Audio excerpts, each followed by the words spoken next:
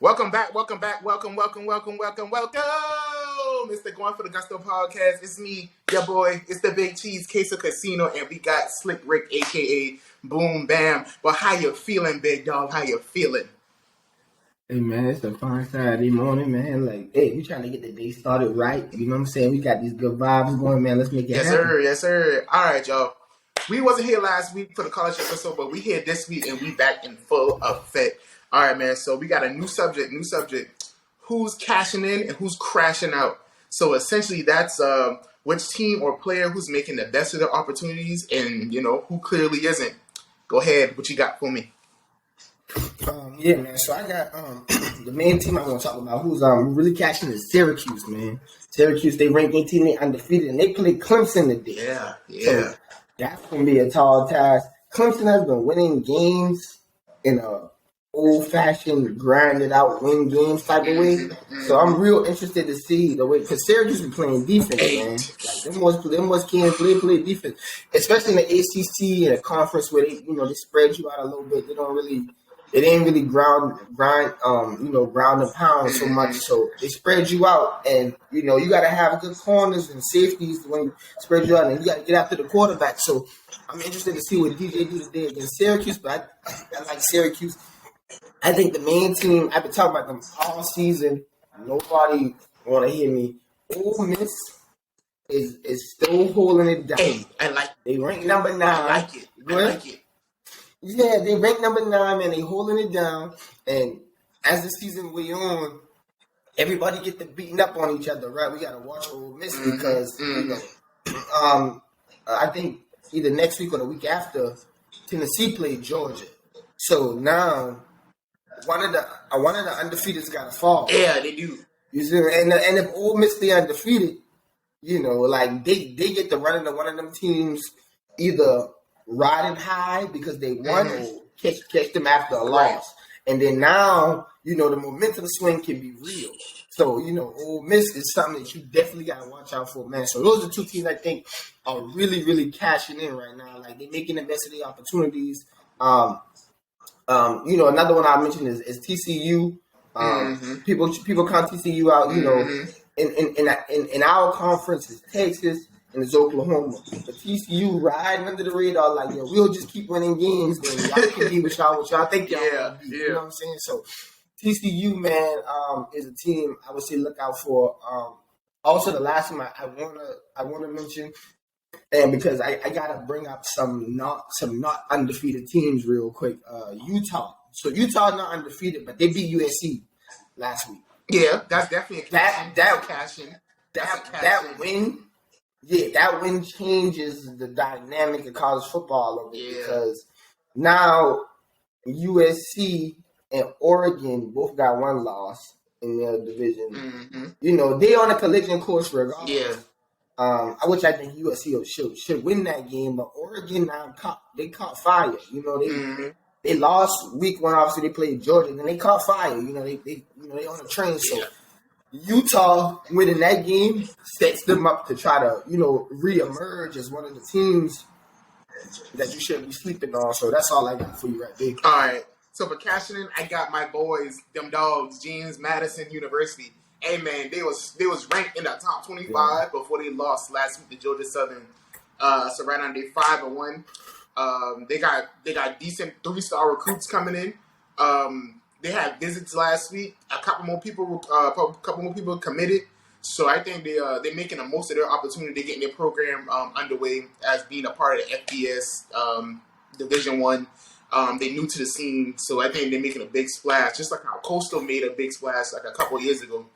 So I really like that coming from them. And then I gotta mention the new team that just entered the top 25, Tulane. They're 6-1. They're ranked 25th. Them boys, they play Memphis today, and they're just really making the best of the opportunity that they got so far, man. So you don't really hear teams like that coming out the I can't even tell you the conference. That's the thing. Yeah. And out of a conference like that, a non-Power 5. So out of a conference like that, and to be in the top 25, hey, that's pretty cool. But I think the voters and the people who like the committee. I say voters, but the committee. I think they're doing a better job at the top 25. They're being a little more fair. Yeah. At a point in time, it was like, if you don't play in the SEC, bro. Yeah, you ain't in here. Yeah, like it don't matter how undefeated you are, but I think a lot of other conferences are catching up, and the biggest thing is Texas and Oklahoma trying to go to the SEC. Yeah. That made them open their eyes, and even just just to be a home of the Texas and Alabama game showed like, okay, well, these teams aren't as far apart. Like these conferences aren't as far apart as we thought. Yeah. Even I remember that was 3 years ago. Texas played LSU in the first game of the season, and we only we lost by a touchdown. We were winning that game for the most part, but we lost by a touchdown. Yeah. That LSU team went on to be one of the greatest college football teams ever. So I think the committee is starting to understand, like, as we rank these teams, we can't just use just the conference anymore. We got to actually look at the players, look at these schemes, and see how these teams can match up against each other. Mm-hmm. All right, so that was cashing in. So I'm going to go first with the crashing out. Boy, I'm so disappointed because ain't no way. Well, Oklahoma must have missed Lincoln Riley. The head coach for Michigan State, he just signed a $95 million contract, and Jimbo Fisher from Texas A&M. How y'all always ranked top 25 preseason? 9, 11, and like 7, all ranked top 25, and now look at y'all. Look at y'all. Well, Jimbo Fisher is because like he got fruits and he thought he was on. He thought he was on to something, but yeah, them boys ain't they not.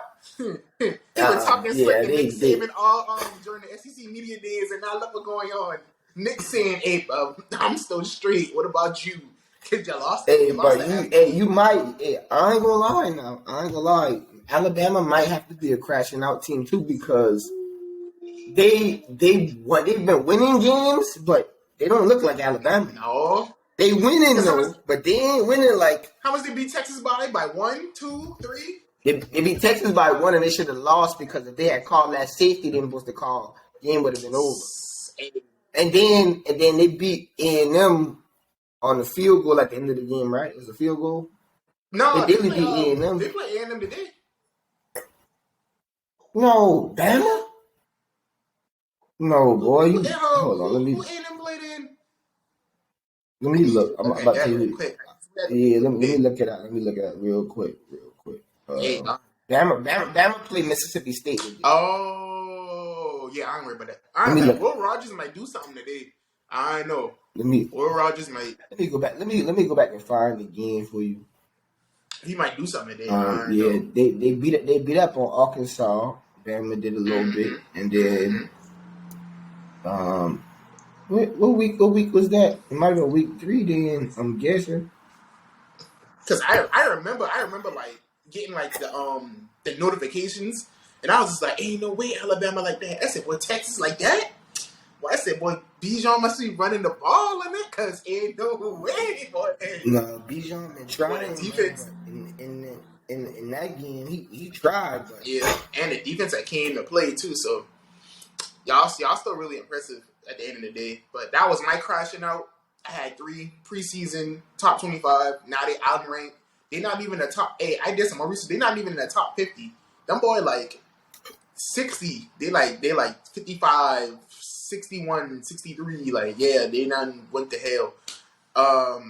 Who you got for crashing out? And fine. So I might have. I apologize. Y'all let me know in the comment section if I messed something up because I don't see them play, but I don't know. I must be thinking of a different game. But I will say this, man. I know you don't want to do this, but we got to do this because to be homeless. South Carolina, man, crashing out ain't even the word. Like,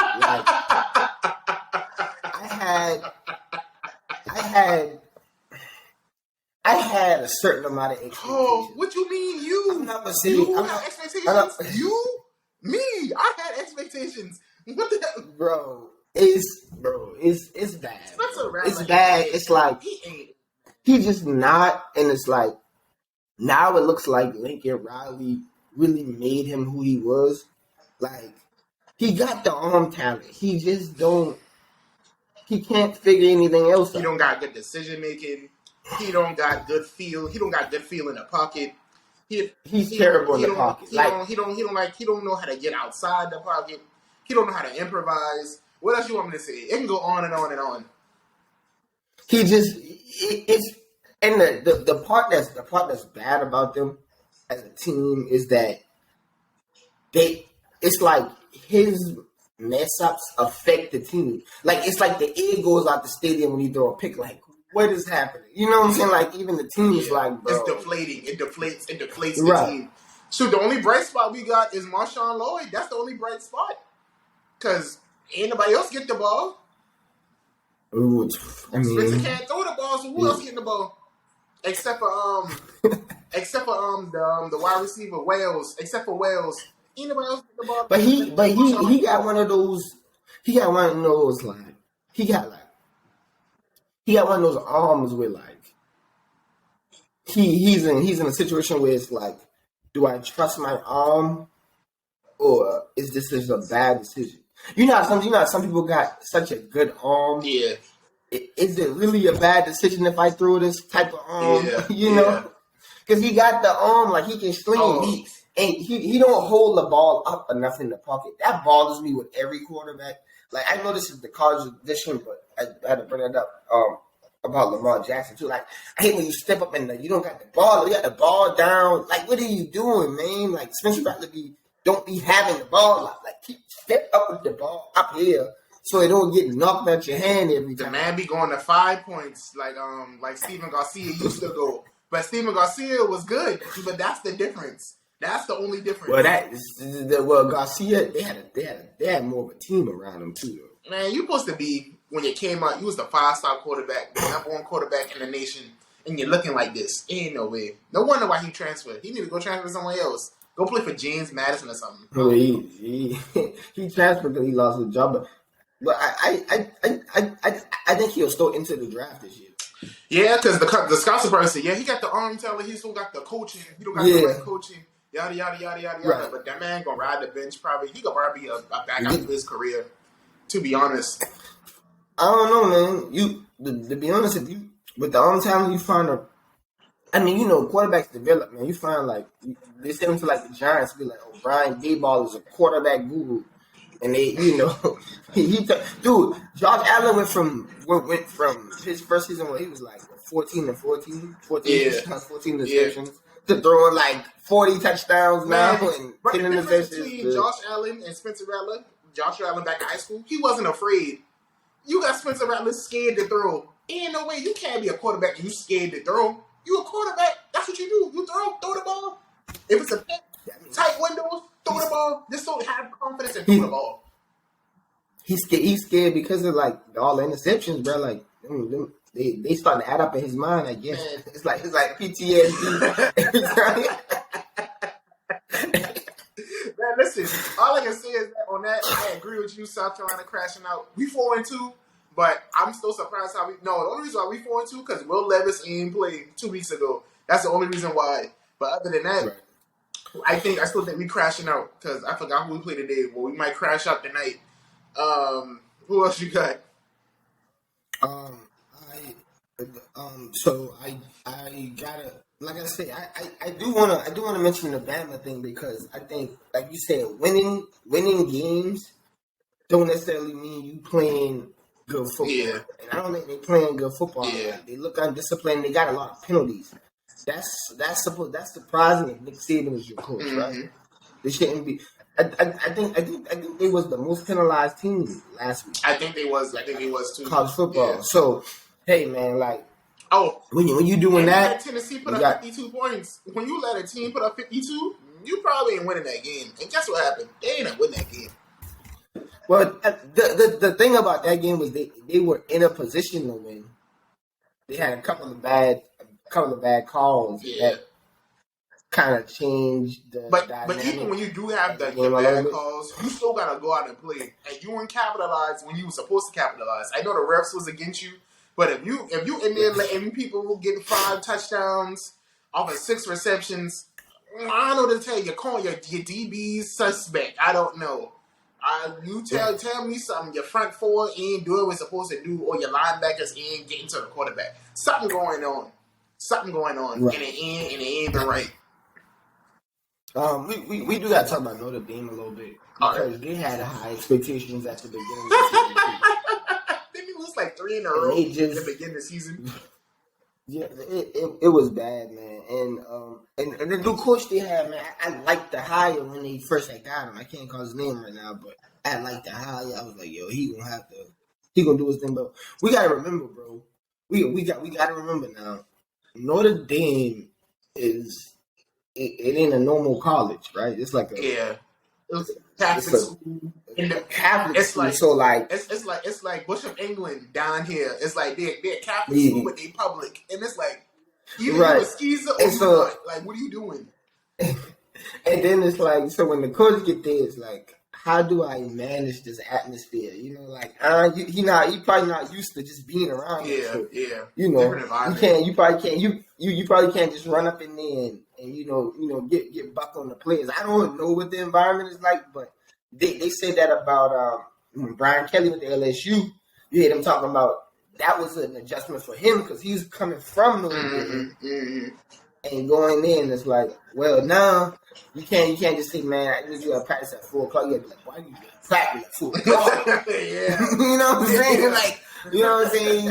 You gotta switch up your coaching method. So I think Notre Dame is like, I think they kind of figuring it out. They getting a little better, but they just they ain't. Even when they lost the first couple of games, I was like, later on in the season they'll hit the stride. I don't see the stride. Never hit the stride because you know how when you should know how you come up the block. You be like, oh, that first step kind of but if I straighten up and I run like how I supposed to run, I can catch back out. Never catch that. The boys slip out the block and they kept falling and tripping. So they ain't never catching the strides. My boy probably came in like 9th in the 100. Yeah, they not in the top 8. They not in the top 8. They're not. Who else? You got anybody else for crashing out? No, that's all I got for you for crashing out. All right, y'all. So we're skipping season picks. I know game day is in Oregon right now, but yeah, we're gonna skip it. We're gonna skip it this week, and we're gonna get back on it next week. But introduce another new topic. Who earned their NIL deal this week? Man, we had a lot of impressive players last week that was going off, going crazy, going dummy. So first up, we got Washington quarterback Michael Penix Jr. The man had 36. He went 36 for 44, had 516 yards, 4 touchdowns, 3 carries for 13 yards, and another touchdown. So that man, whatever NIL he got, that boy need to give him some more money because that boy was showing out. He was showing out. Then we got Old Dominion running back Blake Watson. Y'all ever heard of Old Dominion?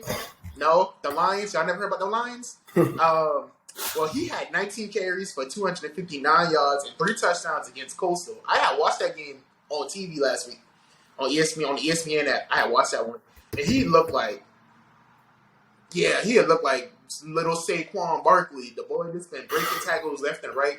He was hitting big runs in and out the tackles during the zone run scheme. He was just getting like 6 yards a carry. It was pretty amazing to watch. And then we got the big man, big dog in prime time action. Tennessee wide receiver, Dutch Folk, Irmo, South Carolina repping, Jalen Hyatt. That has 6 catches, 206 yards, and 5 touchdowns. Boy, he made them. 5 touchdowns is like, bro, that's crazy. Like, I haven't. You know how many good wide receivers, excellent wide receivers we have seen over the years, and they didn't even get like 3 in a game. They just got like 2 at max. This man had 5. This man, like, it's almost like when he catch the ball. Like, bro, shout out to Tennessee coach, bro. Like, his offensive scheme is amazing. And they didn't have Cedric Tillman. Cedric Tillman's actually their number 1 wide receiver, and he was with a calf injury. And then look at the man. Right. The man came. The man was the third receiver in the depth shot. He cashed He in. cashed Get that in. NIL, Bible. Give him some money. I don't know. Hey, Get if that. I have some money, I'll give it to the boy. Hey, boy, he showed out. Right. Let me add 2 more names to that. Go ahead. Quentin Johnson had 8 catches for 180 and a touchdown and a TCU comeback win, man. That was a big comeback. He caught a lot of balls down the stretch. TCU was down by 21 points. Yeah. I Yeah. thought they was down. And so- I thought my pick, because I didn't pick TCU last week. I picked the other team. I was like, Oklahoma State. yeah, I had picked Oklahoma State, so I was like, yeah, no. It was a big boy comeback, man. They fought, they clawed, they got back in the game, and he had a lot of catches down the stretch, Right. Man. And you know, it impressed me more in the bigger games, you know, when people play like that. And Donovan Edwards, man, from Michigan, bro. You know, he had 16 carries, but he going for 173 on 16 carries, 2 touchdowns, man. In the game against Penn State, and he also did it down the stretch because remember that game was 17 and a half. And then he was like, you know what, man, let me turn up real quick. And then Michigan never looked back. Turn up for a check, boy. Hey, they got some nasty running backs down here. Yeah. I mean, yeah, and because they got a lot of backs in their backfield, but it's like if you gonna do that on 16 carries, man, y'all go ahead and pay him, man. Go ahead and give the man a quick million, man. All you need is 16 carries to get the job. Hey, give that man $16 grand for every carry. Listen, the boy do some good things for you. Yeah, make it happen. All right, so we're gonna switch gears to a topic that has been going around for like the better part of like 5-6 years now. University. And what I mean by university, wide receiver university. So which college team produced the most drafted receivers, high quality, man, that they're just so like, I can't even find a word, indescribable wide receivers that came out and like they were projected to do big things. So who's your wide receiver you? So I'm gonna go to Ohio State, right? But I think it's but I want you who you got first because I want to get into this topic. I got Clemson. Okay, so let's first touch base on the ones that we didn't pick. You know, y'all let us know in the comments what y'all got down below. But just to touch base on some of the teams. Oh, we didn't pick? What you think about? What you think about LSU or Bama? Man, the only reason I didn't pick Bama because I thought I'd been cheating. Because like in the last 3 years, they had like receivers coming out first round, second round, third round, coming out. They got like 5 receivers right now who's like number 1 in the offense or like number 2 in the offense. Well, Jameson Williams, right? Jameson Williams transferred from Ohio State. Oh yeah, he did. So like how you count? That's Alabama because he graduated because he got drafted from Alabama. He played 1 season there, but it still count.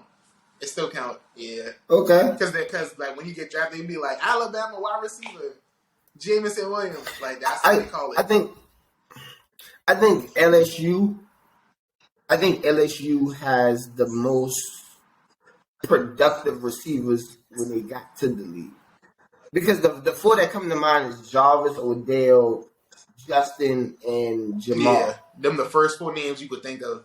Yeah, and those names, and it's hard to ignore it because it's like, hold on, all of these people that I made Pro Bowl, All Pro. Yeah. Well, I don't know. Well, Jarvis, I don't think ever made an All Pro, but he definitely made the Pro Bowl a couple of years. So they had like the potential to be great. So yeah, and I think they come out with the most natural talent because the way they play, you have to be talented to play in the kind of system they run. Like they don't play like Ohio State spreads you out so much that a lot of receivers get a chance to shine. And like back in them days, I think it was running like 2 receiver sets. And it was like right, it was Jarvis and Odell. Like they out there and you had I forget that other boy name. He was running the Clark.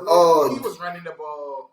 And then Um, I knew you talking about Darius Geis. Yeah, he was running the ball. So he was there. It was like a run first team, all them teams. Right, but then you get to Joe Burrow, and that's when them boys started like, 3 wide receiver sets, 4 wide receiver sets. But then like with Odell and what Joe Burrow was there for a year, and then they got a new offensive coordinator. Mm-hmm. When the offensive coordinator came in, he was like, "Man, let's spread this thing out, man. Let's make it happen." Then back to the Alabama thing. You got Calvin. You got Judy. You got Julio. Julio came out in 12, I think, or 12 or 11. When Julio came out? Julio, he probably came out before that, bro. Because Julio, 30? How old is Julio right now? 34. All right, so Julio don't count because we're supposed to be going back 10 years. So yeah, because Julio came out with AJ, right? Yeah, that's 11. Yeah, that's 11. So they don't count. So okay. Yeah, so we got to go back 10 years. I mean, you got Ruggs. Yeah. Man, Ruggs, man. I don't go out to that man. I don't know. That situation is a hard situation. He finally, and you know the worst part is like he finally found his footing. Like his stride. When he first got to the league, he was all messed up, and then he finally had a purpose.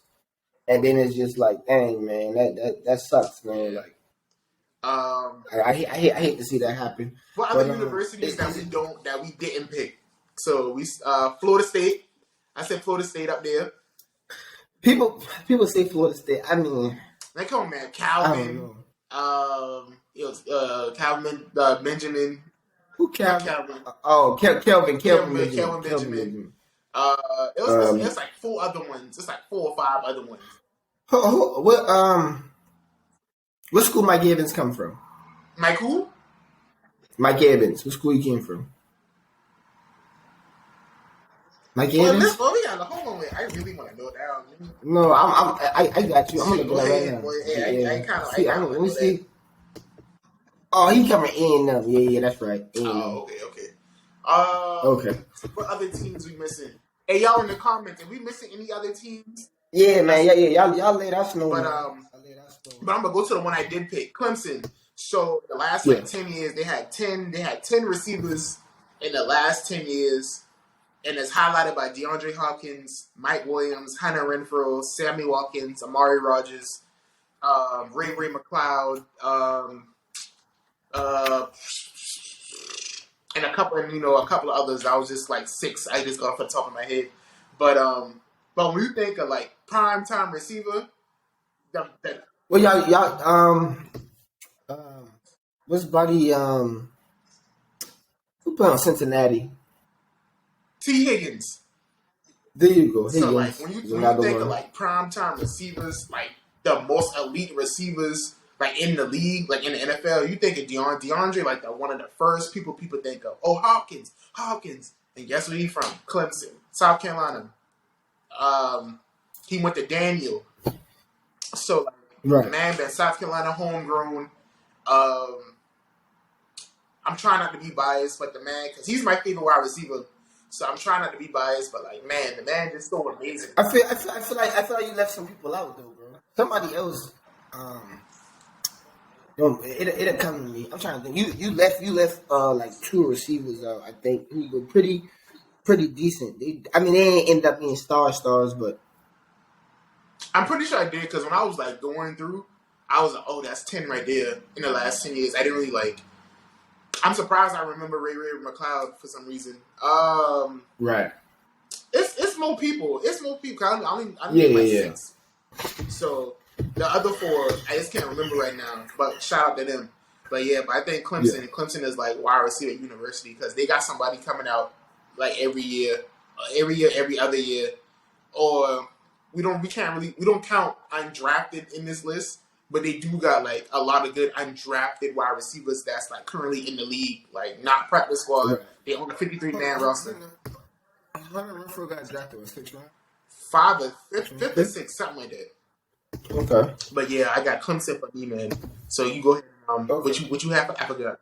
Ohio State. Yeah. I had Ohio State, man. I'm gonna just list some people that I up top of my head: Curtis Samuel, Terry McLaurin, Michael Thomas, Olave, Wilson, And Olave showing up right now too. Star-studded. Garrett.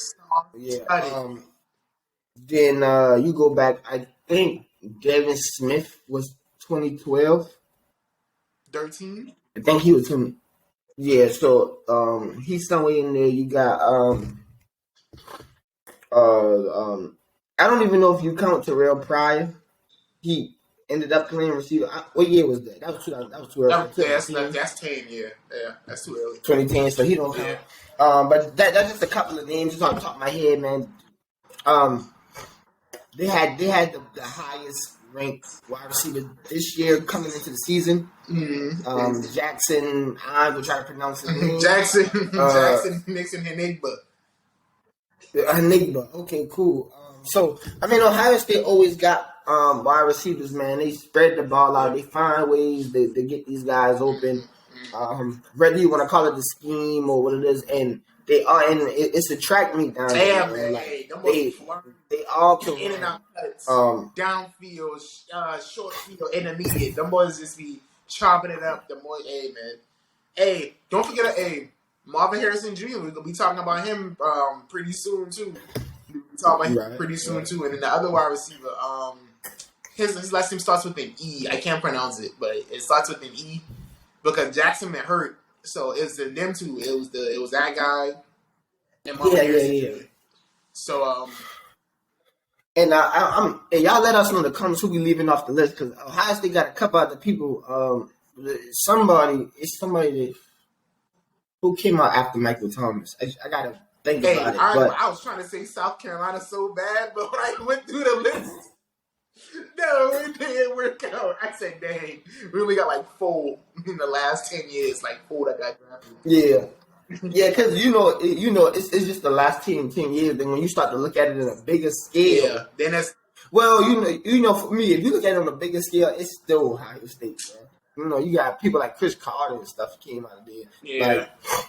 Yeah. They just have they've been doing it. They've been doing it years, for a while, like decades, generations. They find ways to get it done.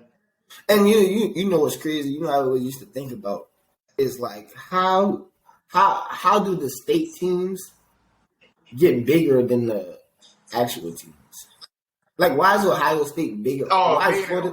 Well, I'm not gonna say Florida State bigger than Florida because they kind of. But how is Ohio State or like Michigan? Well, I guess Michigan State is that way because Michigan is more of a basketball school. So like the people go there for basketball. They go to Michigan State to play football. No, flip flop. But then Michigan. But then flip flop that they go to Michigan State to play basketball. Tom Izzo. But not really. Michigan.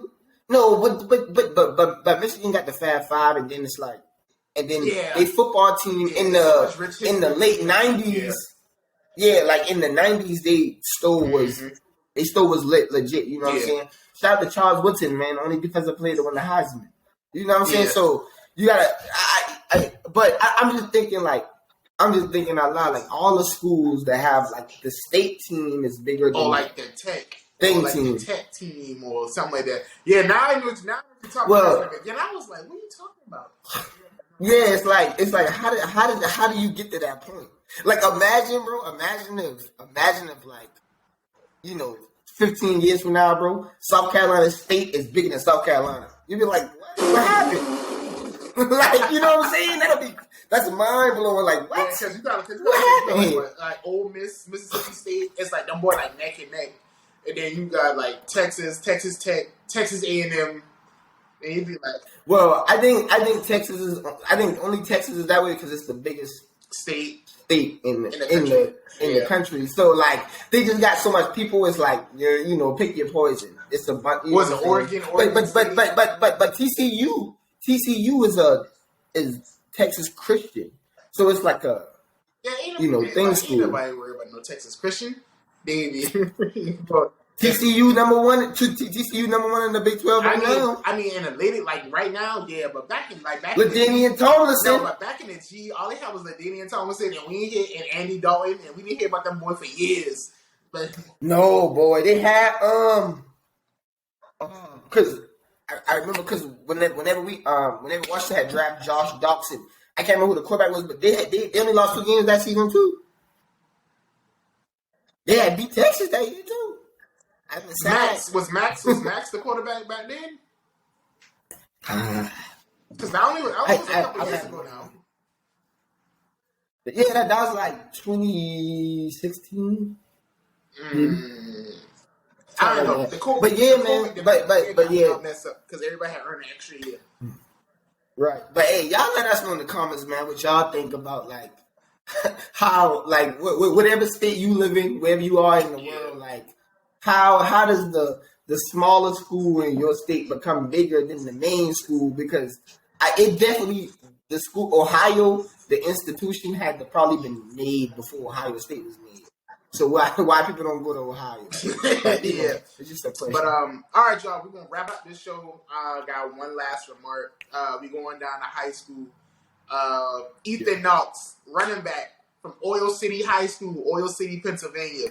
He's a junior. The boy got 3,000 rushing yards, and he still got another two weeks of football left. He got 3,000 already. So man, impressive. I don't know if he got offers yet. I just saw the story on Max Prep in my Facebook. Wait. What year is he? He a junior. Ooh. So, woo. Yeah. Hey, Bobby, you might want to sit out that senior year. Save the money. Get the NIL deal right now. Hey, yeah. Call me Mr. 3,000, baby. Yeah. Right. But yeah, man. Well, you got any last remarks? Because that was the only one I had. No, man, I'm good, man. You know what I'm saying? Right. I just want to thank the subscribers. We appreciate y'all tuning in, man. It's another episode of Going for the Gusto, man. The college edition, man. Y'all boys keep rocking with us, man. We keep rocking with y'all. All right, man. We out. Peace.